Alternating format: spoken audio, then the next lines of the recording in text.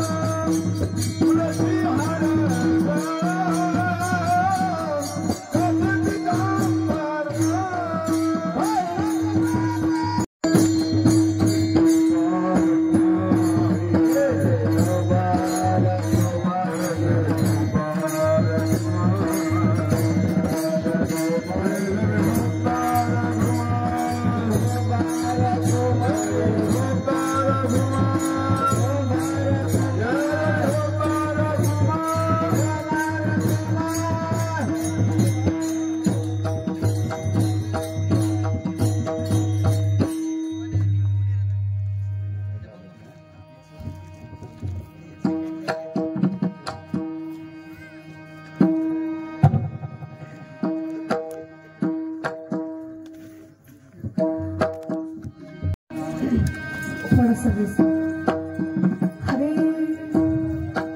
राम राम राम राम कृष्ण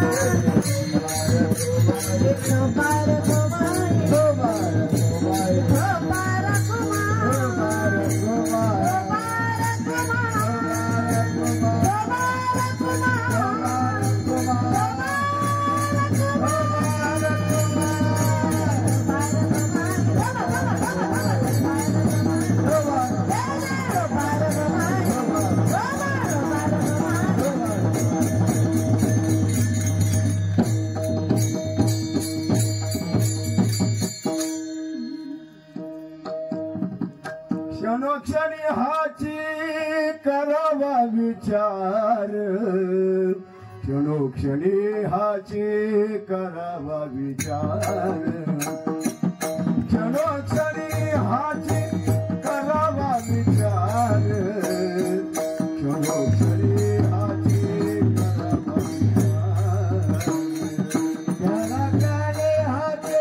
करावा विचार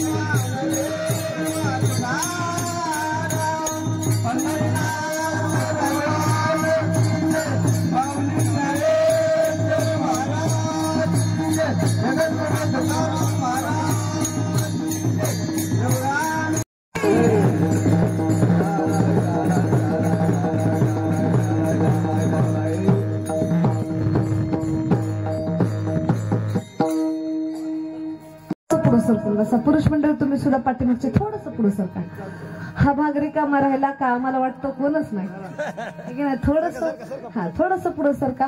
गरम होत असेल तर मला वाटतं थोडे पडदे वर घ्या म्हणजे हवा येईल थोडे. हा वातावरण तसं गरम आहे.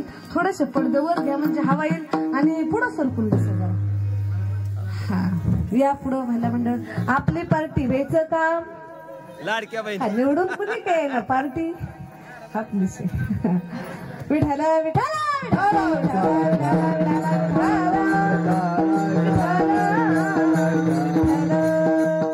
क्षणोक्षणी हाची करावा विचार तरावया पार भव सिंधू. नाशिवंत देह जाणार सकाळ आयुष्य खातो का सावधान.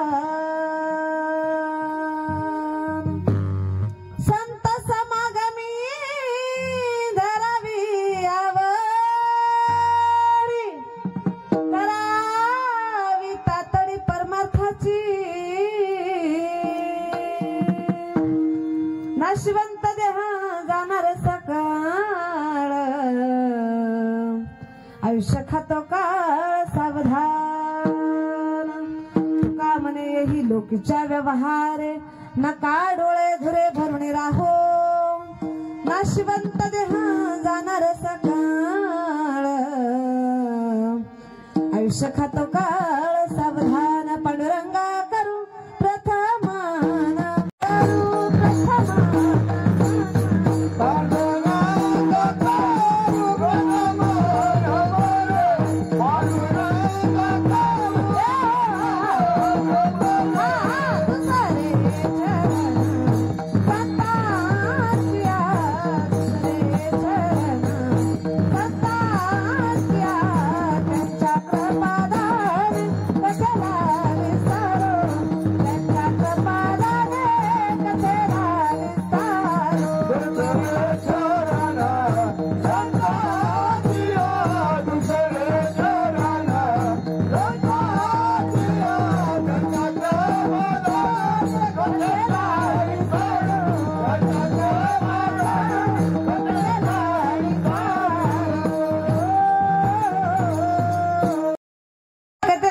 बाबाजी सद्गुरुदास तुका. ओम नमो ज्ञानेश्वरा ज्ञानेश्वरा. ओम नमो ज्ञानेश्वरा. ओम नमो ज्ञानेश्वरा. ओम ज्ञानेश्वरा. करुणा करा दयाळा करुणा करा दयाळा करुणा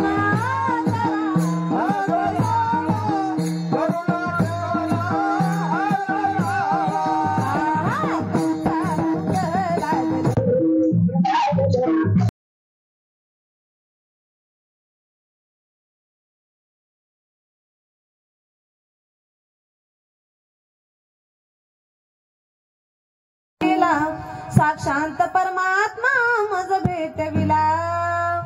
विसरू कसे मी गुरुपादुकाला. गुरु ब्रह्मा गुरु विष्णू गुरु देव महेश्वरा. गुरु साक्षात परब्रह्मा. गुरु साक्षात परब्रह्मा. तस्मै श्री गुरुवे नमः. विठ्ठला विठ्ठला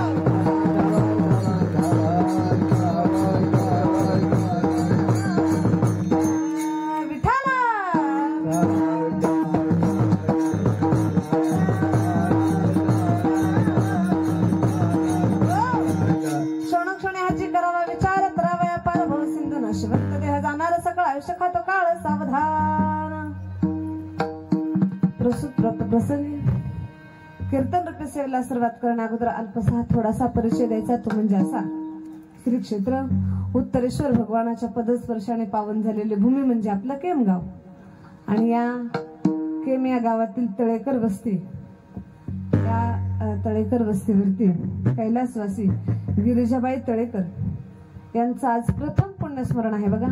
काहीतरी कारणास्तव कार्य घडत नाही. विनाकारण तुम्ही आम्ही सगळे इथं आलेलो नाही आहोत. काहीतरी कारण आहे. म्हणून आजचं कारण असं आहे, ज्या बाईंचं आज प्रथम पुण्यस्मरण आहे त्यांना एक मुलगा आहे लक्ष्मण भाऊ तळेकर आणि 3 मुली आहेत, रतनताई जाधव, विजयाताई गुटाळ आणि संगीताताई निंबूरकर. असा 4 मुलांचा सुंदर असा परिवार सोडून आजींना जाऊन आज 1 वर्ष पूर्ण झालं. ह्या घरावरती 1 वर्ष झालं दुःखाचा डोंगर कोसळला. का? ऐका, ज्या घरातली माय गेली त्या घराचं अस्तित्व शून्य होतं. जोपर्यंत घरामध्ये माय आहे तोपर्यंत घराला किंमत राहते. दादा, माणसाचं जीवनाचं असंच आहे. माणसाच्या जीवनाचं जोपर्यंत आहे तोपर्यंत किंमत कळत नाही, पण गेल्यावरती प्रत्येक घडोघडीला क्षणाक्षणाला त्या माणसाची आठवण आल्याशिवाय राहत नाही. 100 परंतु या समाजावरून लक्षात येतं का एका वस्तीवरती सुद्धा एवढी लोक जमतात म्हणजे सहजासहजी कोणी आलेलं नाही. तुम्ही सगळेजण जमला कशाकरिता? आजींच्या प्रेमाकरिता का आमच्याकरिता? कशाकरिता? आजीच्या प्रेमाकरिता. मला सांगा, माळकरी टाळकरी सगळे जमले पैशाकरिता का आजीच्या प्रेमाकरिता? आम्ही इथं आलो पैशाकरिता का आजीच्या? तुम्ही म्हणाल प्रेमाकरिता म्हणाल तर पाकिट घ्यायचं. हा दादा, हे जग आहे. त्या जगामध्ये आईशिवाय निस्वार्थी प्रेम दुसरं कोणी करत नाही. आपल्या परिवारावरती आईशिवाय निस्वार्थी प्रेम दुसरं कोणी करत नाही.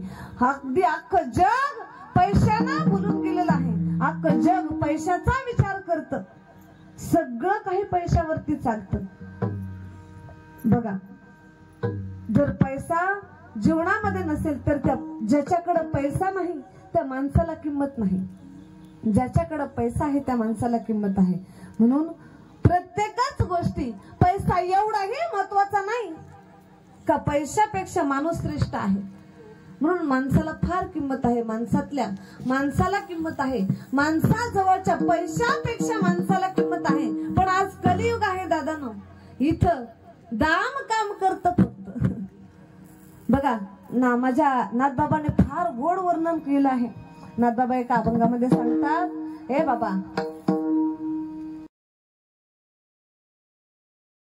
काम करी काम वेड्या. फार गोड वर्णन करून सांगतात. ऐका, वसुदेवाचे ऐका वाणी,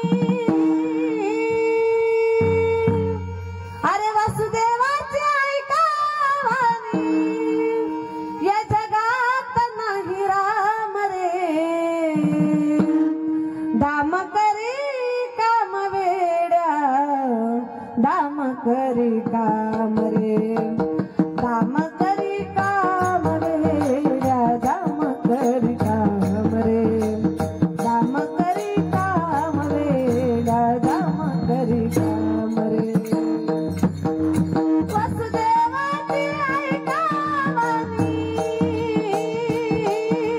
वसुदेवाची ऐका वाणी, जगात नाही राम रे, दाम करी काम वेड्या, दाम करी काम रे, दाम करी काम वेड्या, दाम करी काम रे.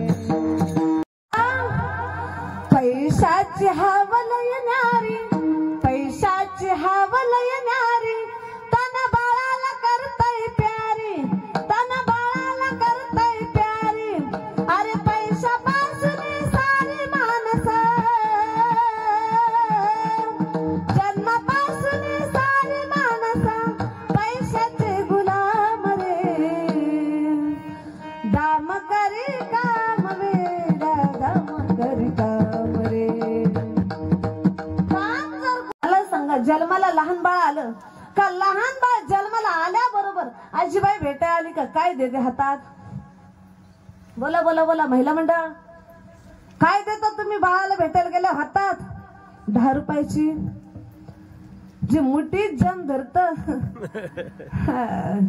नोट फटल पण नोट सुटायला तयार. लहानपणापासून एकदा धरायची सवय लागली माणसाला मुठीमध्ये पैसा.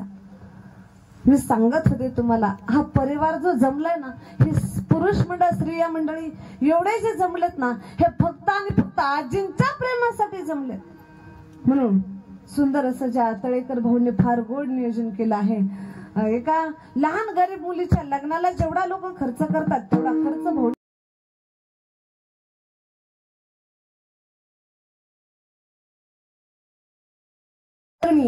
गोसेवक परमेश्वर महाराज तळेकर.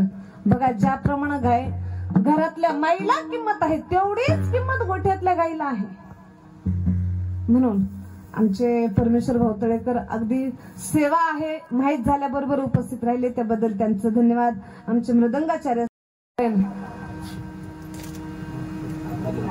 तटे महाराज असतील.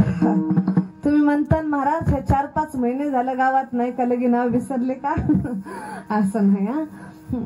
म्हणून आमचे कीर्तनकार बाबा फार गोड कीर्तन करतात, ते असतील. आमचे चोपदार असतील, सगळेच भजनी मंडळ असतील, सगळ्यांचं पुन्हा एकदा मनापासून धन्यवाद. आणि सेवेला सुरुवात विठ्ठल.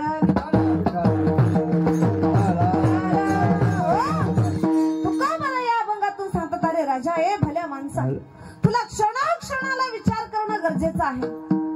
काय विचार करणं गरजेचं आहे? बरेच माणसं म्हणतात महाराज आमचा जन्म अख्खा विचार करण्यामध्ये गेला, पण चांगलं काय झालं? एवढा विचार केला मी, एवढा विचार केला, रुपयाचा विचार केला, तरी काही रुपयाचे 10 लाख रुपये झाले नाही. सांगा ना महाराज, विचार करायचा तरी कसा? तुकोबाराय म्हणतात, राजा अरे संसाराचा विचार करू नको. संसार नाही विचार केला तरी होणारी गोष्ट आहे, पण विचारच करायचा असेल तर ऐक, क्षणोक्षणी हाची करावा विचार. कोणता विचार कर? तर हा भवसागर आहे ना, हा भवसागर तरुण जाण्याकरिता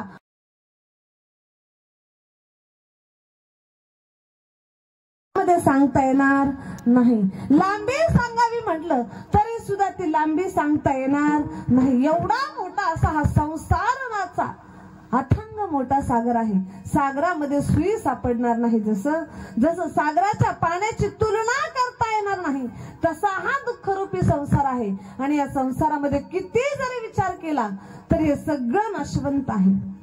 किती जरी कमवलं तरी सगळं जाणार आहे.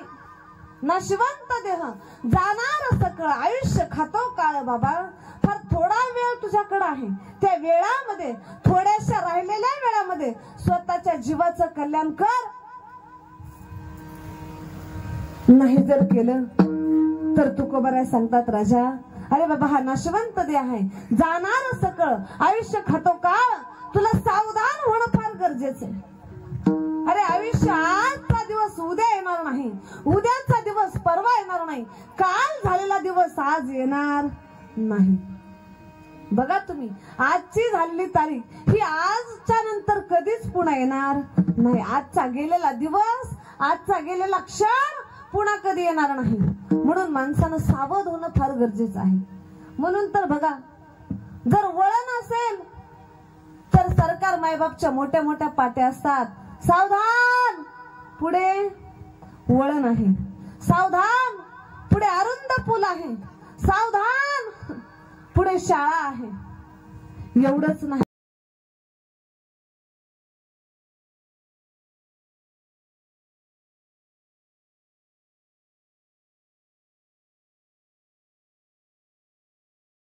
दुसऱ्या सोहळ्याला सुद्धा सांगतात ब्राह्मण काका की राजा तू सावध व्हा, अजूनही वेळ गेलेली नाही.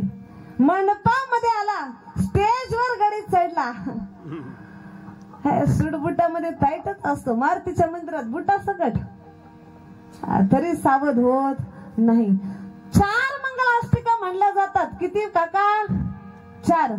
5व्या मंगलाष्टिकेला ब्राह्मण काका सांगतात, हे बघा पाहुणे मंडळी, शेवटची मंगलाष्टका आहे, तुम्ही सगळेजण सहमत आहात का? शेवटची मंगलाष्टिका घ्यायची? विचारता का नाही? नवरदेव एवढा पोऱ्यात असतो, नवरदेव वाटतं कवा काका सावधान म्हणते ना, कवा एकदाच लागण, मी कवा टेजच्या बाहेर. ब्राह्मण काका 4 मंगलाष्टिका झाल्या, 5व्या वेळेस सावध व्हायला सांगतात. ऐका आता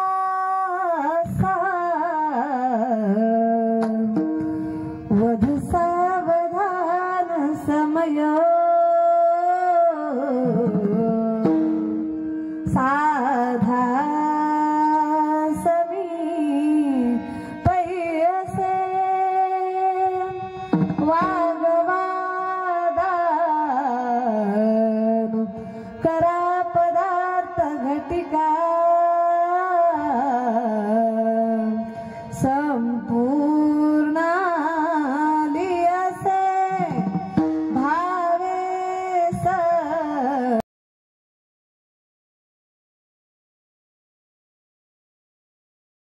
मंगल सावधान.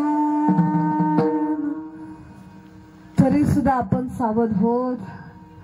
काय त्या तांदळामध्ये पावर आहे बाबा. असे का तांदूळ पडले. तांदूळ पडलेल्यालाच बिचारा काय अनुभव येतात. होईपर्यंत फार गोड वाटत. कसं आहे माहितीये का बाबा, संसार असा आहे हिवाळ्यातल्या गवतासारखा संसार आहे. हा बघा, जोपर्यंत पाऊस भरपूर आहे तोपर्यंत हे गवत कसं असतं.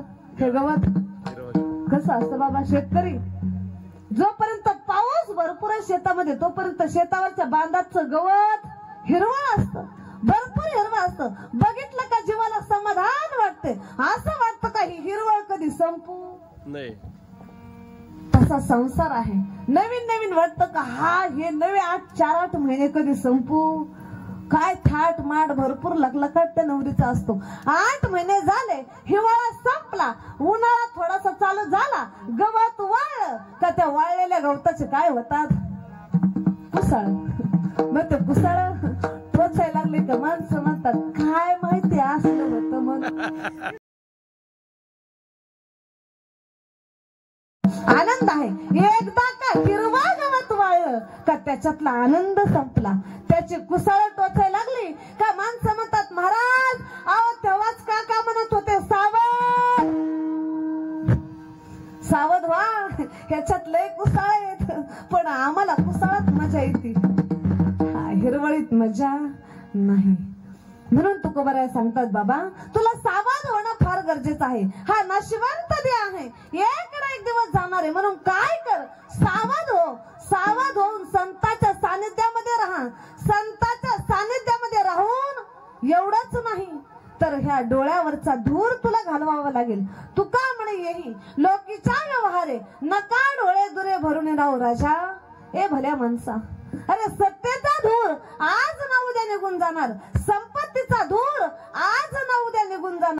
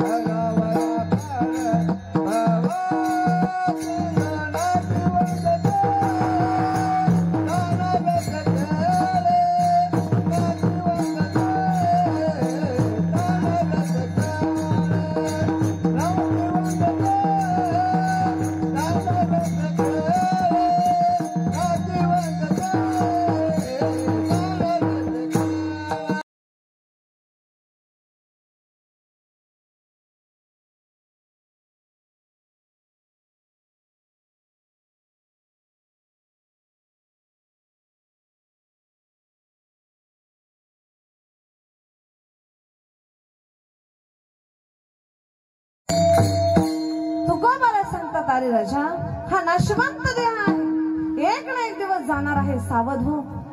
कधीतरी विचार कर गोष्टीचा. काय सांगावं माणसाला, किती समजून सांगा माणसं ऐकत, किती बी चांगला परमार्थ करा, कितीही चांगलं समजून सांगा, लोक आपल्याला चांगलं सांगत नाही. आता येता येता आम्ही इथं कॉर्नरला एक बाबा भेटले, त्यांना येता येता विचारलं, म्हणजे बाबा आम्हाला तळेकर वस्ती कार्यक्रमासाठी जायचंय, कसं जायचं? ते म्हणले काय नाही, वर तोंड करा सरळ निघा. काय सांगतात लोक, काय बोलतात, काही बोलायचं पद्धतच राहिली नाही लोकांना. डायरेक्ट म्हणले वर तोंड करा सरळ नीट निघा म्हणले. आता सरळ कुठपर गेल्यावर कीर्तन आलं असतं काय माहिती, वर तोंड करून लय अवघड. एका गावात कीर्तनाला गेलो आणि कीर्तनाला गेल्यानंतर एक आजोबाला विचारलं, म्हणलं आजोबा अहो आम्हाला कीर्तनाच्या ठिकाणी जायचं, सांगा कसं जायचं? आजोबा म्हणले काय नाही, अगदी सोपा मार्ग आहे, तुम्हाला मी सांगतो तसं जा. सरळ गेलो, म्हणजे हे बघा सरळ जा, पुढे जाऊन डाव्या हाताला वळा, डाव्या हाताला गेलं की एक लिंबाचं झाड आहे, पुन्हा उजव्या हाताला वळा एक बाबळीचं झाड आहे, पुन्हा डाव्या हाताला वळा एक घर दिसत, पुन्हा उजव्या हाताला वळा. बरोबर पण ठिकाण काय लागलं किती ऐकते. आता आम्ही तर तितके शहाणे निघलो आहे की नाही. हा म्हणून जीवनामध्ये मार्गदर्शन करणारं फार गरजेचं आहे, चांगला मार्ग दाखवणारा गरजेचा आहे. म्हणून विचार करून कुठलाही निर्णय असेल, कुठलंही कार्य असेल विचार करून करावं. बघा माणसाला कितीही समजून सांगा बाबा, परमार्थ केल्यानंतर मोक्षाची प्राप्ती 100% होते. अरे हरी मुखे म्हणा, हरी मुखे म्हटल्यानंतर 100% पुण्याची गणना कोण करी. किंवा तुकोबराय सांगतात, माझे ज्ञानोबराय सांगतात की राजा अरे हरी मुखाना हरी हरी हरी मंत्र हा शिवाचा, मनती जीवाच्या तया मोक्ष. अरे हाती मुखी नाम हाती मोक्ष, आयसी साक्ष बहुतांची. सांगा हातामध्ये मुखामध्ये नाम असेल तर हातामध्ये मोक्ष आहे, अशी साक्षी बहुतांनी दिली. ज्या मार्गाने माणूस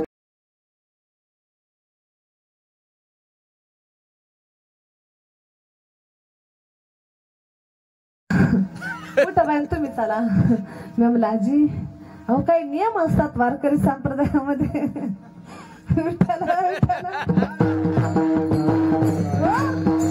आजींचा काही दोष नाही, काही गोष्टी अर्ध्या माहिती असल्या का काही गोष्टीमध्ये घोटाळा होतो. म्हणून तर संत सांगतात अर्धवट माहितीने कधी कुठं जायचं.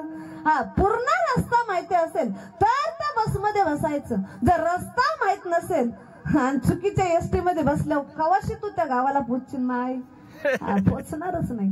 काय झालं आजी म्हणायच्या माय चला ना लवकर, अहो 11:30 वाजल्या. त्यांचं काय चुक आहे, त्यांना वाटत असं ह्यांना 4 किंवा 5